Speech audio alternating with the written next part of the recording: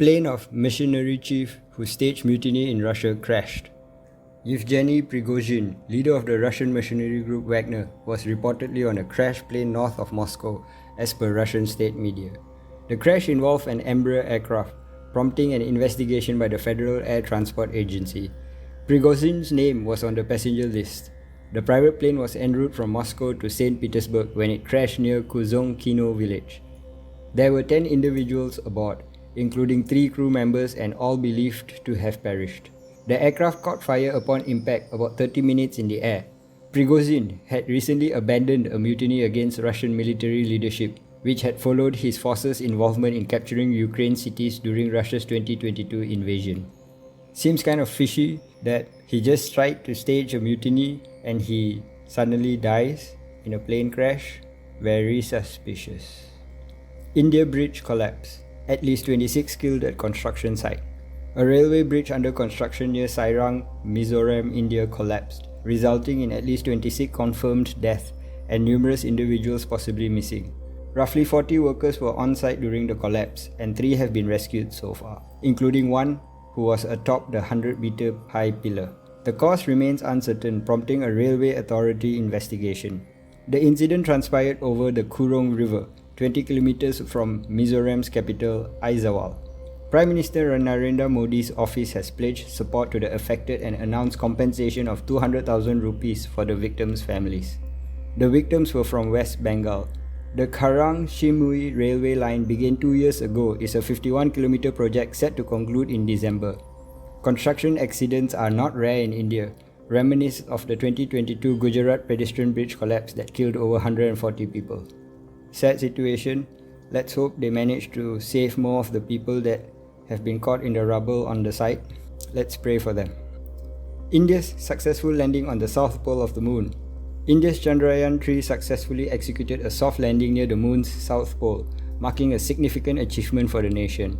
This accomplishment makes India the 4th country to achieve a lunar landing, following the United States, the former Soviet Union, and China. The landing occurred at 8:33 a.m. Eastern Time, as confirmed by the Indian Space Research Organisation ISRO. Prime Minister Narendra Modi hailed the achievement as a global success and expressed confidence in the capabilities of all nations to embark on such ventures.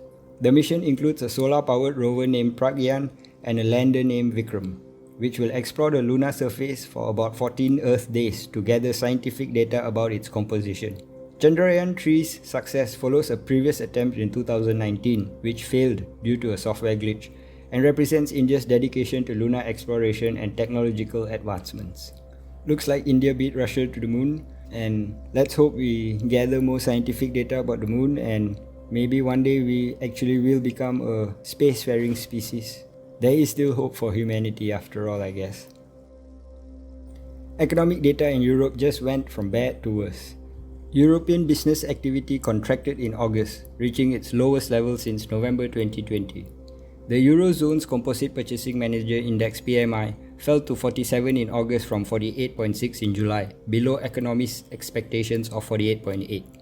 This contraction, marked by a reading below 50, reflects a decline in both the service sector and manufacturing. These figures indicate the Eurozone's potential economic shrinkage of 0.2% in the third quarter, attributed to higher interest rates, energy prices, and a weakened external demand.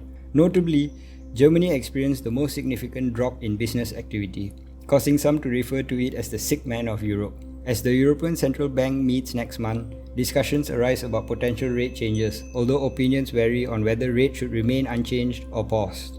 Germany used to be the powerhouse of Europe. Now it's the sick man of Europe. Things aren't looking good for the EU, and there's a probability that it might get worse in the next coming months. Xi skips speech defending China's economy at BRICS Business Forum. Chinese President Xi Jinping was expected to speak at the BRICS Business Forum in South Africa, defending China's economy and support for emerging markets amid concerns of global economic turbulence due to China's struggles. However, he did not attend the forum. The Commerce Minister Wang Wintao read Xi's speech without offering an explanation for his absence. The speech emphasized China's economic resilience and potential for growth. President Xi's decision to skip the event might reflect a prioritization of political and security matters over economic ones. Xi later attended a dinner with the leaders from South Africa, Brazil, India, and Russia. The move comes as China faces a scrutiny over falling prices and a weak property market and rising local government debt. The lack of transparency in China's leadership movements has concerned investors, as Xi's absence was not clarified. This would have been Xi's first public speech abroad in 2023. Well, I guess it wasn't, because he chose not to attend. You know, when your country is not doing too well, it's better to not say anything and just hide, I guess. China's economy is in trouble. Here's what's gone wrong. China's role as a global growth engine is faltering, raising concerns among international leaders and investors. The world's second largest economy is undergoing an alarming slowdown after a post-COVID rebound earlier in the year. Hong Kong's Hang Seng Index has entered a bear market, and the Chinese yuan reached a 16-year low. Consumer prices are dropping, a real estate crisis is deepening, and exports are slumping. Youth unemployment is high, while major home builders and investment firms have defaulted on payments. Consequently, investment banks have downgraded China's growth projections to below 5%. The government's measures to boost the economy and real estate market have had limited impact due to high debt levels. Demographic challenges, strained international relations, and geopolitical issues also contribute to China's economic struggles. And Xi not appearing at a summit to discuss these matters is also adding to the problem. Unfortunately, I doubt Xi can do anything about this. Since China is a one-man show, let's see how this one man tries to fix this problem. Exactly Protocol announces a 700,000 bounty for information on hacker.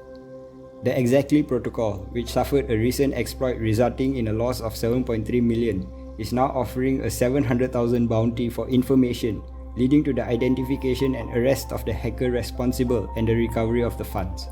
The exploit was attributed to a vulnerability in the Debt Manager Periphery contract, which allowed the attacker to manipulate the system by using a malicious market contract address to bypass security checks.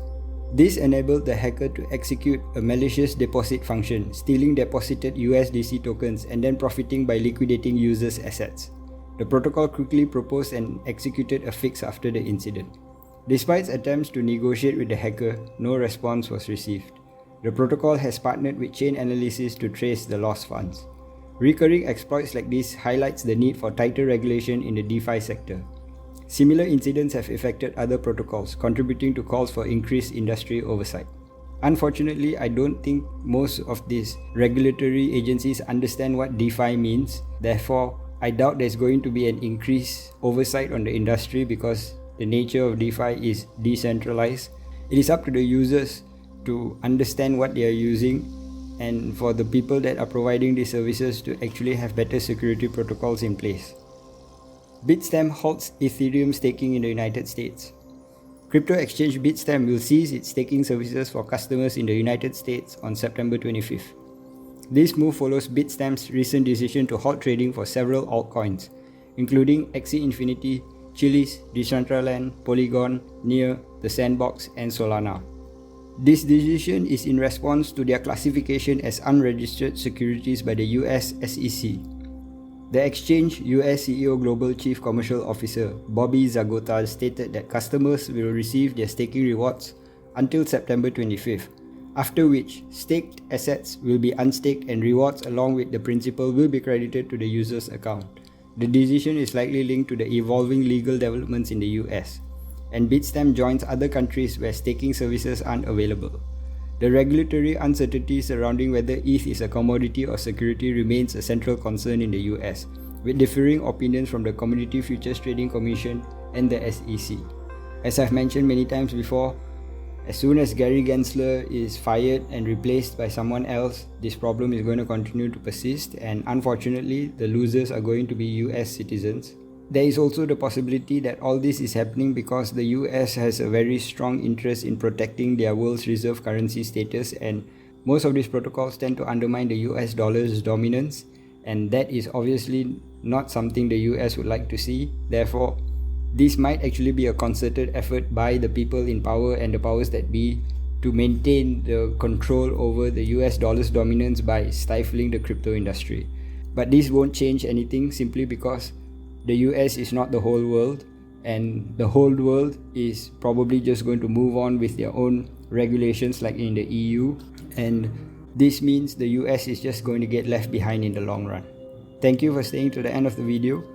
Please like, share and subscribe, it really helps the channel out. I'll see you again tomorrow. you.